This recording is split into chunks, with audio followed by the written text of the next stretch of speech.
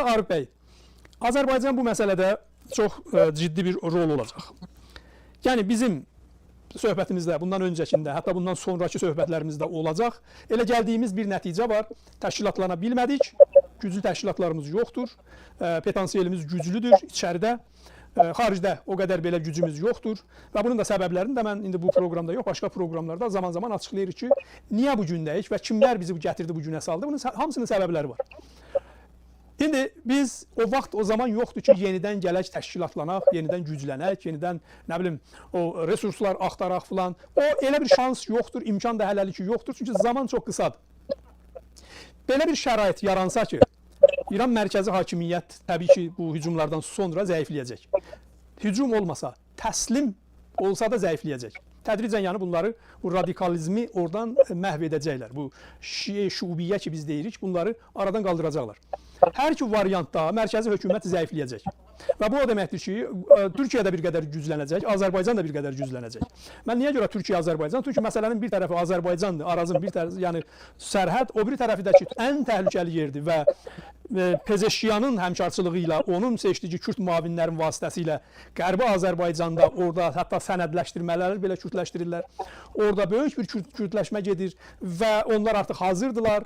Hər an onlar Urmu ətrafını belə ala bilərlər. Yəni bu risklər mövcuddur, bunlar var və biz bunları deməliyik. Bəzən dostlar deyir ki, məsələn, deyək millət ruhdan salırıq belə. Yox, millət ruhdan düşmür. Millət bilməlidir nə baş verir. Həqiqəti bilməlidir. Ona görə də, Sayın Arif bəy, o şərait gəlib yaransa sizə görə Azərbaycanın indiki hakimiyyətində elə bir qüvvə varmı ki, məsələn, ürəkdən, içdən, həqiqətən də Güney Azərbaycanın azadlığını istəyir və yaxud Türkiyədə? Çünki biz indiyə qədər 5-ci kolonun qurbanısı olmuşuq. Bunu mən müstəqil kanal olaraq hər zaman çəkinmədən adlarla yeri gələndə demişik, danışmışıq. İndi, sonra bir ildir də bu 5-ci kolon Quzey Azərbaycanda gündəmə gəlib. Mən bunu 2012-dən danışıram. Ki, belə bir qüvvələr əsas da başda Rus farslardır. Ki, Türkiyənin özündə də var. Pərincəklər elə 5-ci kolonun nümayəndələridir, Türk düşmənləridir. Azərbaycanın özündə də bunların sayları az deyil. Elə gəldilər Azərbaycan üçün, güya Güney Azərbaycan üçün parliman qurmaq istəyirdilər, nələr eləmək istəyirdilər. Yəni bu qədər gözdən saldılar, zərbələr vurdular. Kimin büdcəsi ilə təbii ki, onların hamısı bəlli idi. Yəni indinin özündə də o 5-ci kolon 200 illik əsarətidir. 200 illik əsarət bu tezliyi Azərbaycan qurtara bilməz. Bunu mən bəzən əlaqədə olduğum, müxalifətdə olan dostlarla da söhbət edəndə xatırladıram. Siz bir qədər insaflı olun, fürsət verin. 30 ildir. 200 illik əsarət doludur. İçəri prezident aparat hər yer dolu dursun agentləri ilə. Yəni tərpənmək olmur. Bugün İranda o cürdür. İranda bütün strukturlarda ruslardır.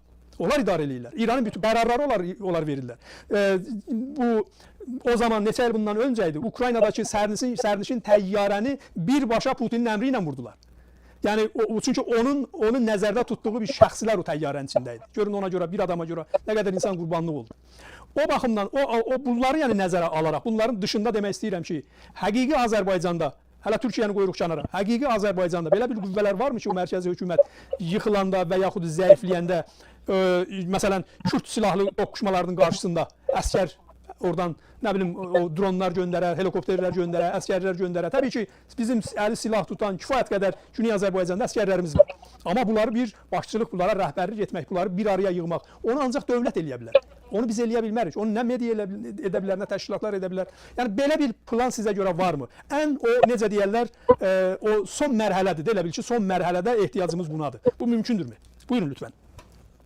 Açığı belə bir planın olub-olmaması barədə məndə məlumat yoxdur və elə mən bunu əvvəl də dedim ki... Ehtimallar verir, bizə ehtimallardan danışırıq. Yəni, bu siyasi görüşlərə görə. Bəli, ola bilər ki, strategiya var, amma biz bunu bilmirik. Mən bunu dedim. Amma onu deyə bilərəm ki, Azərbaycanla Rusiya arasında olan münasibətlər 1993-cü ilin yayından sonra indi ən pis vəziyyətdə olan bir haldadır.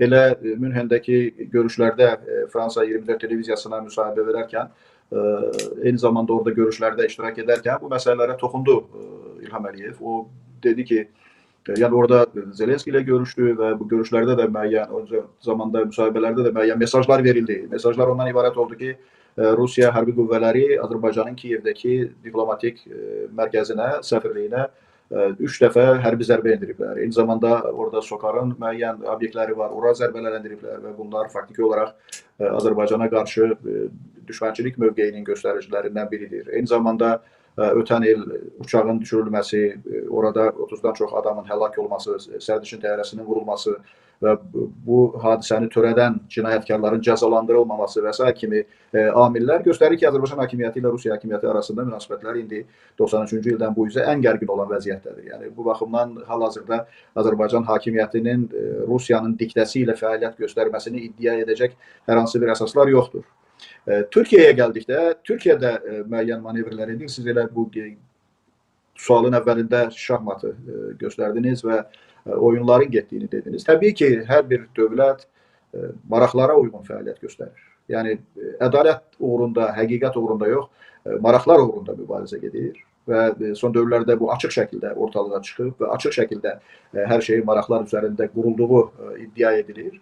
Və əgər Türkiyənin Azərbaycanın maraqlarına uyğun olan, eyni zamanda Azərbaycanda və Türkiyədə hakimiyyətdə olan qüvvələrin maraqlarına uyğun olan hansısa proseslər gedəcəksə, təbii ki, bu istiqamətdə addımlar atılacaq. Amma bir məsələyə əmin olun ki, Şimali Azərbaycanda ictimai rəy tam olaraq Güney Azərbaycanın tərəfindədir. Azərbaycan cəmiyyətində hər kəs bu məsələ ilə maraqlanır və orada baş verən hadisələrə hardasa bir xarici dövlətdə baş verən hadisələr bizə yad olan, bizdən uzaq olan bir hadisələr kimi dəyərləndirilmir. Təbii ki, 5-ci kolon Azərbaycanda da var və onlar bu məsələlərlə bağlı hər hansı bir istər istiqlal şüarlarına, istər hətta İranın federallaşması şüarlarına, o istiqamətdə olan hər hansı bir fikirlərə çox düşməncəsinə, çox amansızcasına yanaşırlar, çox təhqiramiz bir mövqe tuturlar, amma onlar azlıqdadırlar. Yəni, miskin bir azlıqdadılar. Azərbaycan xalqının mütləq əksəriyyəti cənubda gedən prosesləri diqqətlə izləyir, cənubda olan bizim soydaşlarımızın mübarizəsini yüksək qiymətləndirir və bizim ən böyük arzumuz orada müstəqil, demokratik bir Azərbaycan dövlətinin qurulmasıdır ki, bu istiqamətdə Azərbaycan xalqı yəqin ki, əlindən gələni edəcək və bu istiqamətdə çalışacaq. Şimali Azərbaycan xalqından söhbət edir. Eyni zamanda elə bir situasiyada yarana bilər ki, Azərbaycan hakimiyyəti də xalqın rəyini nəzərə alaraq bu istiqamətdə hansısa ciddi addımlar ata bilər. Əslində, indi bu məsələlərlə bağlı ciddi irəliləyişlərə nail olmaq imkanları yaranıb. Təəssüf ki, Azərbaycanda indi elə bir cəmiyyət mövcuddur ki, burada ictimai diskusiyalar getmir. Yəni, müxalifət parlamentə buraxılmır, televiziyalara buraxılmır, hakimiyyət nümayəndələri ilə müxalifət nümayəndələri arasında gerçək bir dialoq yoxdur.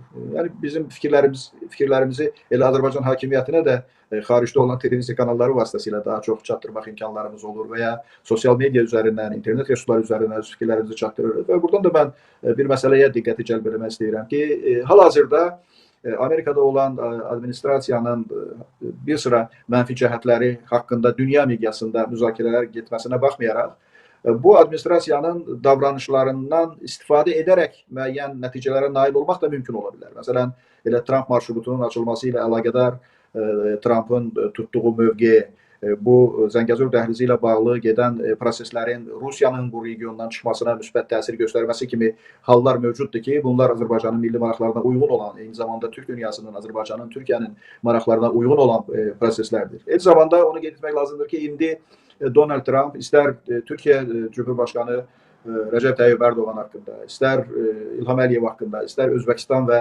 Qazaxıstan prezidentləri haqqında yüksək fikirlər səsləndirir, onları dost adlandırır. Bilirsiniz ki, Qazaxıstan və Özbəkistan prezidentləri Trump tərəfindən 20 illiyin görüşünə dəvət almışdılar, oraya dəvət olunmuşdular. Eyni zamanda Azərbaycan-Ermənistan münaqişəsinin birdəfəlik həll olunması, sülh prosesinin dönməz xarakter alması və regionun, xüsusilə Ermənistanın Rusiyanın təsiri altından çıxması üçün Trump administrasiyası tərəfindən müəyyən addımlar həyata keçirilir. Elə bu yaxınlarda J.D. Vance'in Ermənistana və Azərbaycanın səfəri də bu məqsədə xidmət edən addımlar idi. Yəni sözüm ondadır ki, indi bu münasibətlərdən istifadə edərək, istər xüsusilə ilk növbədə NATO üzvü olan Türkiyə dövlətinin, onun başçısı Recep Tayyip Erdoğan'ın Donald Trump'la olan normal isti münasibətlərini nəzərə alaraq, eyni zamanda burada bu Türk Birliyi dövlətlərinin kəsintisinin aradan qalxması və Cənubi Azərbaycan məsələsinin həll olunmasının bütövlükdə Türk dünyası birliyinin yaranmasında, inkişaf etməsində mühüm rol oynadığını Trump'ın diqqətinə, bu administrasiyasının diqqətinə çatdırmaq yolu ilə hansısa deyək ki, hətta kular danışıqları ilə, kular söhbətləri ilə hansısa nəticələrə nail olmaq mümkündür. İndi bilirsiniz ki, bu yaxınlarda hətta Yaponiyanın baş naziri də bildirdi ki, onlar da bu Türk birliyinə